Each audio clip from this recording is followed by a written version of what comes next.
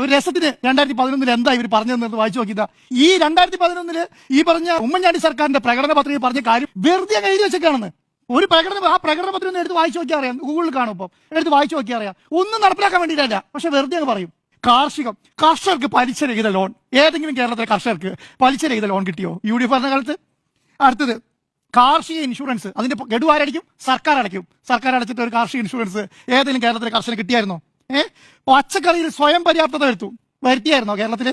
അടുത്തത് വില ആര് നിർണ്ണയിക്കും? സർക്കാർ നിർണ്ണയിക്കും. നിർണ്ണയിച്ചായിരുന്നോ?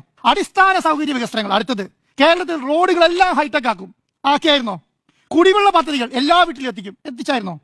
പുതിയ പാലങ്ങൾ, ബൈപ്പാസുകൾ കേരളത്തിൽ മുഴുവൻ നിറയുമെന്നാ പറഞ്ഞത്. നിറഞ്ഞോ? കേരളത്തിൽ മുഴുവൻ 2011 തുടങ്ങി 16 വരെ വൈദ്യുതിക്ക് ഉൽപാദനം വർദ്ധിപ്പിച്ചോ? 2011 പറഞ്ഞ കാലത്ത് ഏറ്റവും കൂടുതൽ പവർ കട്ട് ഉണ്ടായിരുന്നു 11-14 കാലത്ത്.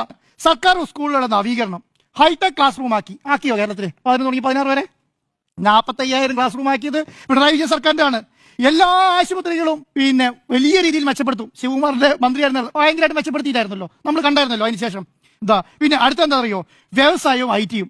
ഇങ്ങനെ ഈ 2011 ഈ പറഞ്ഞ ഉമ്മൻചാണ്ടി സർക്കാരിന്റെ പ്രകടന പത്രിക പറഞ്ഞ കാര്യം മുഴുവൻ നടത്തിയതാരെന്നറിയോ?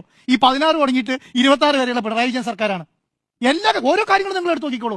ഇപ്പോഴും VD സതീശൻ പ്രതിപക്ഷ നേതാവ് പറഞ്ഞുകൊണ്ടിരിക്കുകയാണ് ഒരു കടലിൽ കൂടി ഒരു കോറിഡോർ എല്ലാ തുറമുഖങ്ങളെയും ബന്ധിപ്പിച്ചുകൊണ്ട്. ഇത് 2011 ഉമ്മൻചാണ്ടി സർക്കാരിന്റെ പ്രകടന പത്രികയിലെ കോറിഡോറാണ് ഈ പറഞ്ഞുകൊണ്ടിരിക്കുന്നത്. എവിടെ? വിഴിഞ്ഞം, തിരുവനന്തപുരം, വിഴിഞ്ഞം, എറണാകുളം, കോഴിക്കോട്, അഴീക്കൽ, കാസർഗോഡ് ബന്ധിപ്പിച്ചൊരു വ്യവസായ കോറിഡോർ. ഇതൊക്കെ 2011 ഏർപ്പെടുത്തി എഴുതി വെച്ചിട്ടുണ്ടെന്നേ.